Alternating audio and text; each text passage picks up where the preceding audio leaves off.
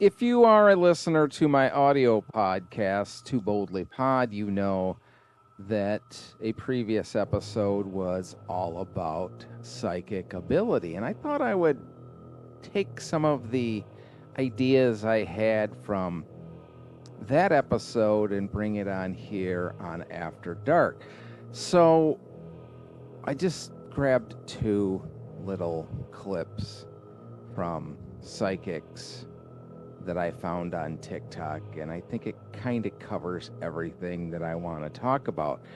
Because if you listen to the audio podcast, you know that I actually believe that most of us, some of us, not all of us, not just everybody, has the ability for a little bit of psychic ability, whether it be precognition or just the ability to see certain things that the rest of us don't. There's so much of our brain that we haven't unlocked yet, in my opinion.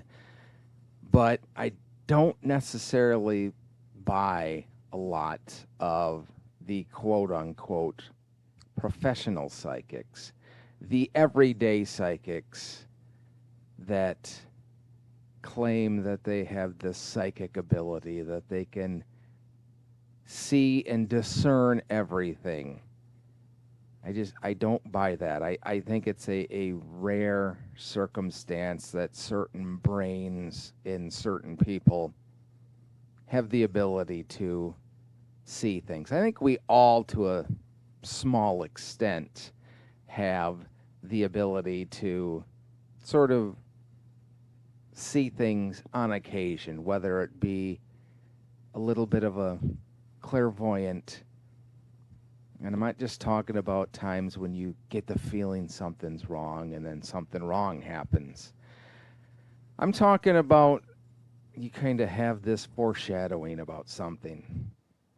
I think we all have that ability. I think it's sort of part of our inner workings, and it's part of our body unlocking a lot of the things that we don't even know we have access to. But I think some people, and like I said, it's a vast minority, have the ability to see certain things. But let's take a look at this video and see what this young lady has to say. 93% of my predictions in my first prediction video for 2025 has already come true. That's a pretty standard statement from a professional psychic. They're not going to come on, whether it's TV or here on TikTok or YouTube or television or anywhere, and claim that, yeah, I'm psychic, but I only, 1 in 4, 25%. They're always going to push that it's a high number, like here, 93% of her predictions for 2025 have already come true. That's nothing new. So, what did I do? I made a 2025 prediction video part 2. Go check it out right now on YouTube or my website.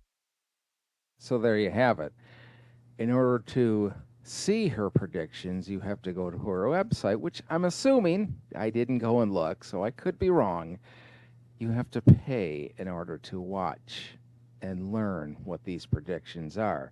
As far as your 93%, what are they? Because those of us that might be skeptical out there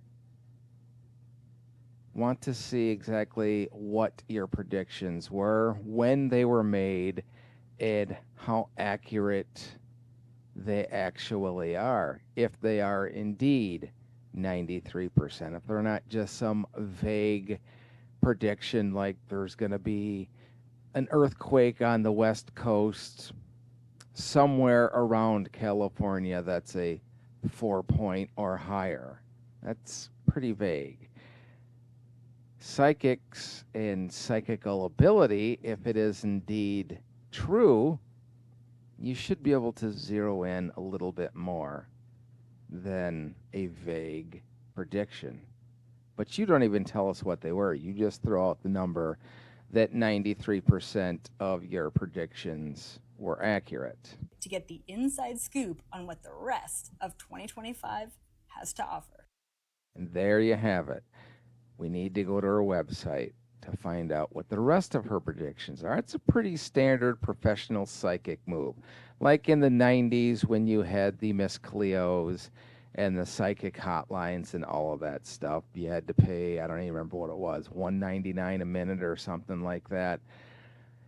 And a lot of times what professional psychics do are basically something that magicians do, and it's basic cold readings. They engage you with conversation, and they get things out of you by asking these very broad questions. And the prime example that I give with psychics, especially in a public forum, are I'm sensing out there that there's somebody around you with the name, I think it's P. And then you go, well, I have a brother P that passed away 2 years ago. And there you have it. You have just given them information that they needed to complete their little vision that they're allegedly having. To guess, it's Pete. And Pete is telling me that you don't need to feel bad for him because he crossed over. And immediately that little prediction or that little scene will make you feel better and make you believe that they're actually seeing your passed away brother Pete. But those kind of psychics aren't the only ones that... Now, remote viewing is sort of the same as being a professional psychic, except it's a little bit different. And if you listened to Boldly Pod, I kind of broke down exactly what remote viewing is. And it was something that our government and governments of the world actually did research in for almost 20 years in the 70s, 80s, and early 90s. And they had an old institute, and all of these people are coming out saying they were remote viewers. And I shared the story on the audio podcast about actually back in the old days of webcasts in the mid-aughts, I did an experiment with remote viewing with my listeners.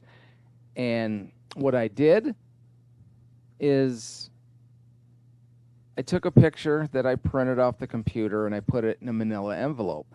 And I held it up for people to see the envelope. And I said, you need to concentrate on what is inside of this manila envelope. And the only thing I told them was it was a picture. I didn't tell them whether it was scenery, a person, a object, anything. I just told them it was a picture of something, and they needed to concentrate on the envelope and see if they could mentally picture what was in there. So when we did the exercise on the webcast, there was one person who kind of sort of came close to what the picture was.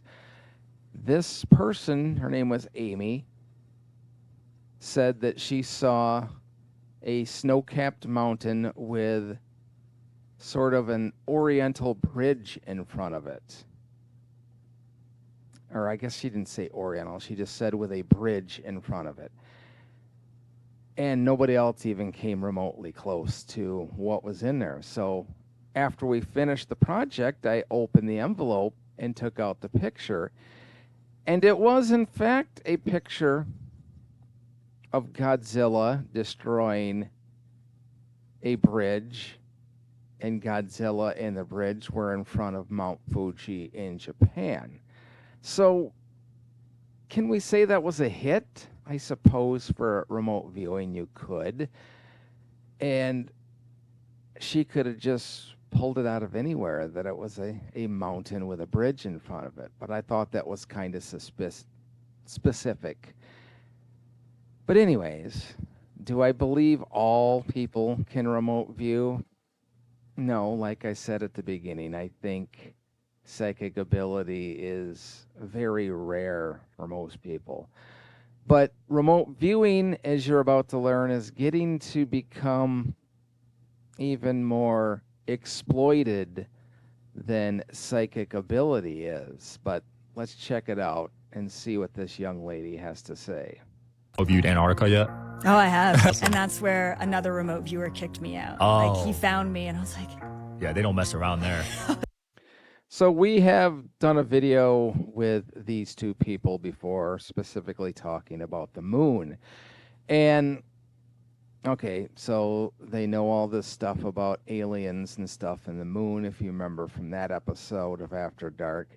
Now she's a remote viewer, and she can astral travel. And if you don't know what astral travel is, it's basically where it's essentially the same thing as remote viewing, except in remote viewing, you're essentially just using your mind to see into places. You're not physically there. Astral travel is allegedly your body leaving your soul, or your essence is leaving your body, and your body stays where it's at, and your essence just travels everywhere. Apparently, according to this person, when she remote views, her astral body travels with it. They do not mess around there. I was sort of just, floating down this hallway, right, in my astral body. And then there was this really big, and the way that I see other remote viewers is it would be like an outline of a human body, but transparent, like kind of like a ghostly shape almost. Anyway, so he was really big and like tall and also wide, and he was floating down the hallway towards me. And I was confused because I've never seen another remote viewer. Like, I've never been seen before at that point. And so he looks at me and he goes like this, and he goes, and he kicks, like pushes me energetically way outside of the base. And all of a sudden, like, I'm now outside. And I was just confused. And so what I did was I cloaked myself. She cloaked herself. So essentially what she is now claiming that she is doing is actually remote viewing. Because of all the things that I have watched and read about remote viewing, you're not an astral body. It's just your mind is reaching out to a certain spot, like I said before. So for her to claim that these operatives are also guarding the base that she is infiltrating in their astral body and able to shove her outside, I just think I'm not buying it. Which essentially is putting like an invisibility cloak around your astral body. Sometimes it works, sometimes it doesn't, depends on their consciousness level. And I went back into the base, so I stepped in behind him, and with any remote viewer, you have a grounding cord, and that grounding cord leads the astral body back to the physical body. So what I did was I followed this guy's grounding cord down the hall, so behind him, and then I went into this tiny room, like we're talking very small room, and there was two men in military fatigues, and both of them in these military fatigues were like this. They were slumped over. And so in that moment, I realized, oh, these are their remote viewers. That part she has absolutely correct about the remote viewing. That is what they do, is you go into a room, you kind of go into a trance, and you mentally project yourself to the place that you're trying to remote view. She is combining two things together that I think in this case is just somebody that has learned a lot about astral travel and remote viewing and kind of combine them together into this interesting little story. So they're sitting in the base physically, and then they're patrolling the base astrally. And that was my first experience learning that, okay, I got to be careful because I can't just go anywhere and do whatever I want. That So, the only thing that I am going to say about this is if we have this ability, then there would be a lot more astral travel remote viewing going on in this world, and there would be far less secrets out there than there seems to be in today's world. So, do I believe her story? Not even remotely close. I think, like I said, she had an interest in learning about remote viewing and astral travel and psychic ability and all that stuff. And she is just created this interesting story to go on this podcast to talk about. And if you remember the last time I had these folks on After Dark, they kind of did the same thing talking about the moon. None of it was substantiated with any sort of proof. It was just an interesting story. So do I buy it? Not even remotely close. But hey, maybe you think differently. Maybe you have a different opinion. So let me know in the comments. And remember, nothing good ever happens until after dark.